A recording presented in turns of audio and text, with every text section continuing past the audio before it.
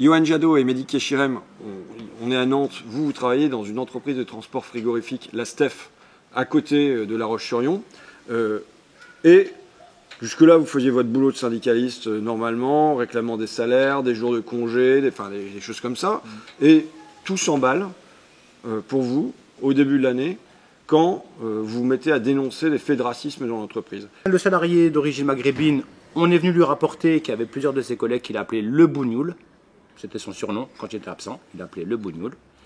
Et le salarié réunionnais, c'est chez un client, il est accueilli par un client chez qui il allait charger en camion par des termes bamboula bamboula et une danse de singe. Il a été accueilli comme ça par les clients qui reconnaissent, les clients reconnaissent. Et tous ces faits-là ont été rapportés à la direction et la direction a refusé catégoriquement d'engager quoi que ce soit, ni même de répondre à nos attentes, à nos interrogations, mettre des plans d'action. Vous dites, parce que c'est des collègues à vous aussi. Oui, tout à fait. Tout à fait. Et donc, est-ce que vous avez discuté avec les collègues bien sûr, oui, bien sûr. D'abord, on a discuté avec eux. Et qu'est-ce qu'ils disent alors? Eux, ils sont dépités, quoi. Ils disent, je me suis fait insulter de bamboula, je me suis fait insulter de bougnoul. Je continue à bosser normalement dans la boîte en souriant et c'est parti à faire au fusil, quoi. Et les deux salariés étaient montés vers la direction seuls. La direction leur a dit, oui, vous savez, le racisme, c'est compliqué de le prouver, il faut des faits avérés, c'est un terrain très, très compliqué sur lequel il faut éviter de s'engager, badadi, badada. Donc les salariés sont venus vers nous pour nous relater ce qui s'est passé. De là, on est monté vers la direction avec les salariés. Et la direction reste totalement passive et inactive. Ces autres témoignages, qu'est-ce que ça donne? On sent en fait les premiers trucs, c'est une espèce de, comment dire, de banalisation en fait. Banalisation du ouais, bon, c'est pas non plus extrême comme terme, quoi. Faire un comparatif douteux, c'est une blague raciste, tu vois. Et donc dans blague raciste, il y a blague, et donc ça passe un peu crème. Donc on découvre déjà ça, et on découvre aussi notamment un salarié qui lui, voilà, on entendait qu'il avait des propos racistes à la machine à café, quoi, au café du commerce, mais dans la boîte. Et lui, sur les sujets de société, quoi. Tu vois, la mort de George Floyd, pour lui, ouais, c'est bon, les manifestations de black, c'est bon, c'est pas parce qu'il y a un noir de moins sur Terre que, voilà, c'est la mer à boire, quoi. Et plein de choses comme ça, plein de conneries. Hein. Et même, on a discuté avec ce gars-là. C'était compliqué pour nous, parce qu'on voulait pas l'incriminer. Et le gars, il nous dit, ouais, ça peut m'arriver, mais c'est pas méchant, quoi. Toi, Mehdi, est-ce que tu as déjà été victime de racisme? Moi, plusieurs fois, au sein de la société Steve Vendée, aux Essarts, plusieurs fois j'ai été victime de racisme. Mais avec mon statut d'élu que j'avais, j'ai toujours réglé mes problèmes avec les salariés. Mais alors, on comment allait ça les voir, qu'est-ce qui se passait? C'était des petites réflexions jamais méchantes. C'est jamais méchant de la part de celui qui a ce propos-là. Moi, c'était le dernier en date, c'était à l'époque des frères Kouachi. L'actualité, en salle de pause. BFM en salle de pause, les frères Kouachi qui parlent, et un qui dit, ah mais dis, regarde, il y a tes cousins à la télé. Devant une vingtaine de salariés en train de prendre le repas. J'attends le salarié à la sortie, je lui explique que c'est super déplacé, comment il va parler. Il dit, non, c'est pas méchant, c'était juste pour rire. C'était juste pour rire. Travail d'arabe. Mais dis, si t'es pas en Algérie, donc tu travailles convenablement. Quand je me retourne, je me dis, oh mais non, c'est pour rire, excuse-moi, c'est juste pour rire. Il faut mettre les points sur les i plusieurs fois. C'est jamais méchant, mais c'est normal en fait. Des petites blagues normalisées. On m'a jamais attaqué de front en disant t'es qu'un sale bougnoul, dégage ici, non, ça, non. Mais c'est toujours des petits pics. Il faut toujours rappeler que t'es français, malgré ton prénom. Ils font toujours l'amalgame entre le terrorisme et les gens d'origine maghrébine. Et ouvertement, ils peuvent mélanger, c'est pas grave. Et la direction est au courant, c'est ça le pire. La direction elle dit oui, c'est un sujet sensible, on peut pas aller là-dessus. À ce moment-là, il faudrait sanctionner tout le monde. Sanctionner tout le monde à ce moment-là. Vous mettez des notes de service, placardez des notes de service, comme les placements que vous faites pour les banques et tout ça. Vous savez, placardez partout. Faites de même pour le racisme et le respect des gens aussi. Parce qu'il n'y a pas que le racisme, aussi le sexisme. Dans un monde d'hommes comme le transport, bon, ça y va, hein, les blagues sur les femmes, c'est normal. L'agent de qui nous dit qu'il appelle un autre réunionnais Kirikou. Kirikou en référence au dessin animé Kirikou, et que c'est son surnom sur les quais parce qu'il est petit et noir, donc on l'appelle Kirikou. On demande est-ce que ça se fait, il dit je sais pas, j'ai toujours appelé Kirikou, ça lui pose pas de problème, donc je l'appelle Kirikou. Et Fabrice, donc le gars réunionnais qui a été victime avec des bruits de singes et du bamboula, ça fait 15 ans qu'il est dans la boîte et le mec il a un petit carnet, quoi. Il a un petit carnet où il a noté plein de choses qui s'est passé dans les années précédentes, il y a 5 ans, il y a 10 ans. Et on se dit, mais putain, mais c'est ouf, quoi. Pourquoi t'en as jamais parlé? Pourquoi tu gardes ça dans un petit carnet? Parce que le mec, il le note, donc ça veut dire qu'il veut le garder quand même en tête, quoi. Et il y a quoi dans ce petit carnet, par exemple? Toutes les victimes qu'il y a eu. Des victimes qu'il y a eu, des Martiniquais qui étaient d'origine martiniquaise, qui étaient venus bosser dans la boîte. Et là, pareil, retourne manger tes bananes, toi. Retourne manger, enfin, tu vois, des agressions comme ça de ce type. Et même des salariés qui ils trouvent ça louche, effectivement, que voilà, on a la recherche perpétuelle de conducteurs. Et puis voilà, il y a des conducteurs, comme par hasard, qui sont d'origine maghrébine. Et comme par hasard, ils ne sont pas pris, quoi. Alors que potentiellement, ils font l'affaire, ils ont de l'expérience, et voilà, une espèce de sélection au CV avec ce truc raciste derrière, quoi. Et en fait, je lui dis, mais pourquoi tu n'es pas venu nous voir déjà? Et pourquoi tu n'as pas été voir la direction aussi? Parce que il me dit, j'ai déjà essayé d'en parler à des responsables, et je vois bien qu'ils s'en foutent, quoi. Et en fait, les mecs, et même eux, finalement, ils sont dans une banalisation du truc, c'est-à-dire qu'ils se disent, bon, à quoi bon? Bon, je le note et il se passera rien de toute façon. Et vous en avez fait des photocopies du petit carnet de Fabrice? Non, on l'a. Non, mais on l'a déjà feuilleté, il le garde précieusement. Il le garde précieusement, ouais, ça peut servir. Et ce qui est ouf pour lui, en tout cas, alors effectivement, là, ça se passe pas dans l'enceinte de l'entreprise. Il va intervenir chez un client. Bon, c'est un gros client pour la Steph. Très gros client. Et bon, quand il revient, moi, je suis employeur. La première des choses, c'est que j'ai mon salarié qui s'est fait insulter dans l'exercice de ses fonctions. J'appelle le client et je règle ça au clair, quitte à faire un courrier, garder une trace écrite, etc. Et là, la boîte, elle a mis plus de 15 jours, parce que tout le matin au soir, on était dans leur bureau, alors vous allez appeler le client, tout ça. Oui, mais comprenez, il ne faut pas faire de vagues et tout, machin. Et en fait, on se dit, en fait, le contrat commercial, quoi, est bien plus important finalement que la santé et surtout l'intégrité du salarié qui est victime de racisme. Parce que là, il l'a vivait mal, Fabrice en l'occurrence. Oui. Ouais, ils sont. Là, il a posé plainte au pénal. On l'a poussé, on l'a aidé, ouais, on lui a dit d'aller. Mais comment il va, sa santé? Il en a parlé à sa femme, il dormait plus. Il dormait plus. Sa femme, je me suis entretenu avec sa femme, elle me dit, ouais, voilà, Fabrice en parle du matin au soir. Du matin au soir, et il parle de ça, et il parle aussi des autres petites réflexions. Et comme lui, il dénonce un peu, et ben ses collègues avec qui il est proche le mettent à l'écart et parlent sur lui. Ah, regarde, Fabrice est encore en train de se plaindre de racisme, regarde, encore en train de... Pour lui, voilà, pour ses collègues, ils n'acceptent pas qu'il dénonce. Parce que là, ça maintenant, il le dénonce haut et fort avec tout ce qui s'est passé, l'enquête et tout. Et ce gars-là se retrouve isolé, quoi, maintenant. En fait, ça devient presque un paria, quoi. C'est un paria, ouais. Qu'est-ce qui arrive derrière? La direction pond, elle, son enquête de 2 pages. Ou même dans l'enquête de la direction, ça a été clarifié comme quoi il y a bien eu des insultes de Bougnoul dites à l'encontre d'Abdel. Donc c'est bien fait insulter de Bougnoul, ça c'est sûr. Par contre, on ne sait pas exactement par qui et quand. Donc ça s'arrêtera là. Et pour l'affaire de Fabrice, ils ont pris contact avec le gros client, qu'ils ont mis 1 jour de mise à pied aux 2 salariés concernés, qu'ils ont fait des danses de singes et des cris de singes. Ils ont eu 1 journée de mise à pied, donc ça c'est réglé. Les 2 réunionnais, ils sont partis, ils sont plus dans la steppe, donc ça s'arrête là. Et tout s'arrête là. Et c'est une fois qu'il y a eu cet échange d'enquête que Abdel, il a dit, mais c'est pas possible que ça s'arrête.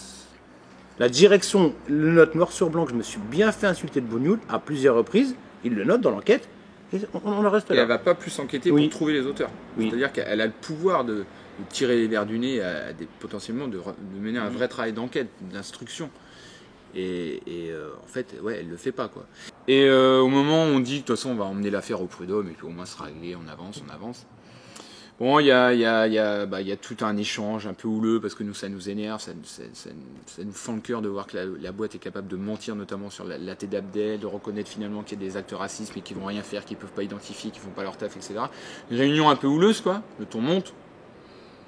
Rien de très très grave en somme entre relations et direction des syndicalistes, hein, parce qu'on est dans une relation forcément un peu conflictuelle, ou en tout cas où il y a du débat un peu houleux. Et derrière la réponse, effectivement, nous on se fait contrecarrer pendant la réunion, enfin c'est très compliqué pour nous, on est un peu isolés, on se fait rentrer dedans par l'autre syndicat, par la direction, et ça arrête pas, ça enchaîne. Et bon, bah voilà, on part de la réunion, le ton est bien monté, ça a bien gueulé, et derrière, on démarre une procédure de licenciement contre nous. Tout simplement. C'est ça la réponse, en fait. Les gens qui dénoncent le racisme, on leur met une procédure de licenciement, donc ils font une demande d'autorisation. Ils nous mettent d'abord... C'est pas les racistes qui sont poursuivis, c'est ceux qui le dénoncent. Exactement. C'est ça. Exactement, C'est ça. c'est Et avec exactement des ça. motifs complètement fallacieux. Bon, après, ça c'est entre guillemets, c'est le jeu du patronat qui va essayer de trouver tous les arguments pour virer 2 mecs de la CGT, quoi. Et demande d'autorisation d'inspection à l'inspection du travail pour autoriser notre licenciement. Donc entre-temps, on est mis en mise à pied conservatoire. Parce que potentiellement, on représente un danger pour l'entreprise. Bon. Et bon, voilà, il y a toute une enquête, ça dure à peu près 2 mois. Enfin, et là, du coup, là, on a été traîné dans la boue. Là, pour le coup, là, on a vu vraiment le revers de la médaille, c'est-à-dire qu'on se dit, putain, ouais, on n'a pas voulu lâcher sur le racisme, mais là, tout ce qu'on se mange maintenant, parce que là, derrière, on essaie d'atteindre nos familles. Si tu veux. On va essayer de nous mettre sur le dos de la violence physique, du comportement inapproprié, etc., etc. Qu'est-ce qu'on t'a dit sur toi, par exemple? Moi, violence physique, violence verbale et comportement sexiste. Ce qui est le comble de l'ironie, parce que c'est tout ce que je défends au quotidien. Et ma femme est très impliquée dans les combats syndicaux aussi. Elle-même est représentante syndicale auprès de sa société. Présente aussi à chaque manifestation dans ma boîte ou autre boîte. Et on m'attaque là-dessus sur la violence et sur du sexisme. Chose que nous, on dénonce au quotidien, justement. Et Avec des sans témoignages aucune complètement fallacieux. Hein. oui, oui. Des témoignages qui n'ont ni queue ni tête. Mais... heureusement que l'inspection a fait une vraie contre-enquête approfondie. Elle a pris son temps, l'inspection, pour faire l'enquête. C'était ma crainte au début de la procédure, que l'enquête soit un peu bâclée, que je me retrouve... Non, il y a eu du gros travail. Ouais. Oui, il y a eu un gros travail du ministère. Et bon, ça va. La décision, elle est juste. Elle est claire, elle est nette. Elle dit quoi, la décision?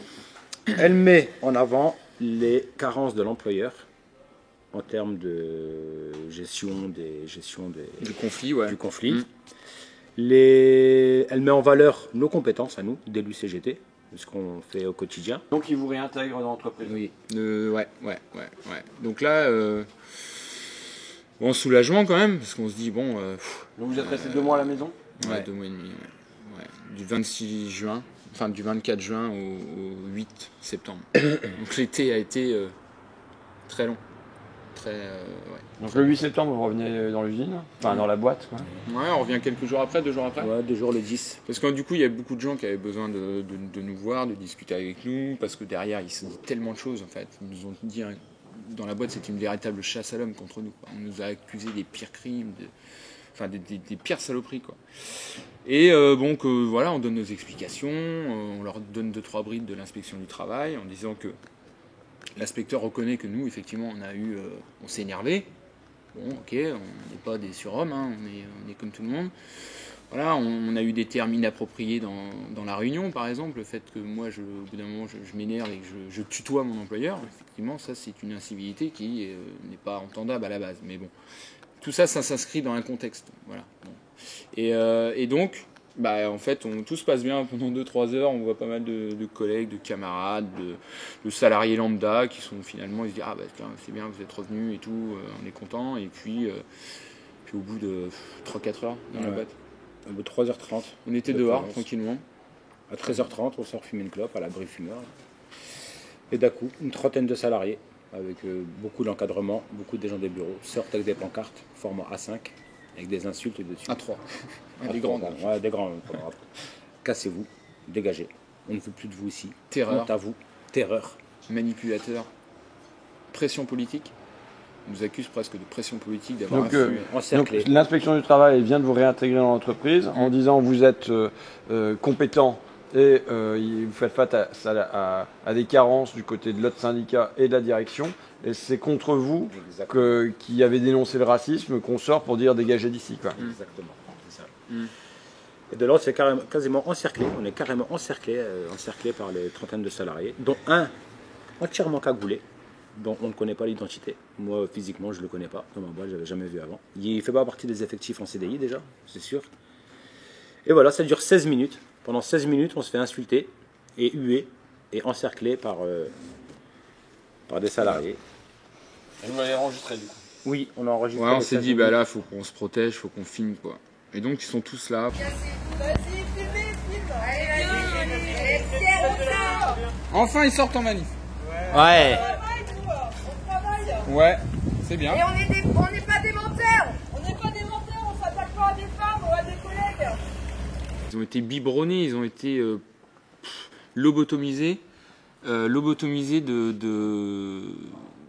d'une bêtise de la direction, 2 bêtises de la direction, et quand finalement, pendant 2 mois, tu es pas là dans la boîte pour remettre un petit peu, refaire un peu les jeux, quoi, essayer d'apporter un contre-pouvoir, ou plutôt un contre-argumentaire, voilà, ça donne ça, quoi. Et ces gens-là ne savent pas, quoi. Comment tu l'as vécu, toi, Mehdi, que tes collègues, tes supérieurs, les cadres pour beaucoup, mais sortent avec des pancartes contre toi? Super mal. J'ai super mal vécu. Ça va, la moitié, j'y m'attendais. Parce qu'au quotidien, avant tout ça, ils avaient déjà des regards un peu insistants sur moi, parce qu'ils avaient déjà des sons de cloche de la direction.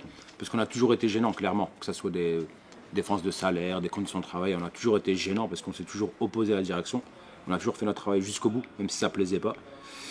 Mais super mal vécu parce que là, ça dépassait les bornes. Il y a eu des provocations de leur part. Et en fait, ce qu'ils nous reprochent à nous, c'est qu'ils agissent de la sorte avec nous, en fait. Et j'ai super mal vécu parce que je ne sais pas maintenant comment retourner, comment les raffronter, comment revivre au quotidien avec eux. Ça a pris tellement une ampleur extrême que maintenant, on ne sait plus, quoi. Et là, vous êtes retourné bosser quand même? Non, depuis ce jour-là, on n'est jamais retourné. Non. En fait, on doit y retourner, là, mais techniquement, on ne se sent pas en sécurité. Comme on devient presque intouchable, entre guillemets, grâce à cette décision de l'inspection du travail, ils se disent merde, on n'a pas réussi à les virer, quoi. Et donc, on va essayer de toucher l'entourage, on va essayer de toucher leurs camarades, des salariés lambda qui potentiellement ne sont pas dans la lutte, dans cette culture du militantisme. Et du coup, les mecs, ils vont péter une pile, ils vont se dire mais en fait, ça sert à rien, faut pas que j'aille avec ces mecs-là, parce que ça va m'apporter des ennuis, quoi. Ok, ils défendent des belles valeurs, mais moi, personnellement, j'ai pas envie d'arriver au même point qu'eux, quoi. On fait un mail juste derrière pour recadrer les choses avec l'employeur, lui dire, parce que l'employeur est là. Il est où là? Il est dans son bureau. Il est à sa fenêtre, je pense qu'il doit. Il observe la scène attentivement. Et donc on lui dit quelle est la procédure à faire là. Il répond, parce qu'on met en copie l'inspection, et il répond à l'inspecteur en disant, il ne nous répond même pas à nous, il dit mais je vous avais dit, votre décision de réintégrer ces mecs-là, ça va être mal vu et potentiellement il se passera ce qui se passera, quoi. Et donc là aujourd'hui on fait un référé entre guillemets pour que l'employeur, et on lui a écrit également, nous on veut retourner au travail, et qu'est-ce que vous allez mettre en place pour garantir notre sécurité dans l'entreprise, pour pas qu'il se reproduise ça. Donc on attend des engagements écrits, et donc on va faire une procédure au tribunal pour avoir des garanties, mais on ne sait pas c'est quoi la finalité, quoi. Et il n'y a pas des collègues de la STEF de toute la France qui se diraient on va descendre les soutenir à La Roche-sur-Yon? Si, il y en a quelques-uns quand même. Il n'y aurait pas une manif anti-racisme au travail? Non, malheureusement, ça non. Il y a eu une journée de soutien le 6 juillet, le jour de notre entretien préalable avant sanction. Donc là, on a eu plein de camarades de toutes les STEF de France qui sont descendus nous soutenir le 6 juillet, mais depuis, non, plus rien. Si jamais un jour vous retournez dans l'usine, pensez à une haie d'honneur. Une haie d'honneur pour rentrer dans l'usine, ça va les calmer. Non, mais à la fin, c'est nous qu'on va gagner, c'est sûr.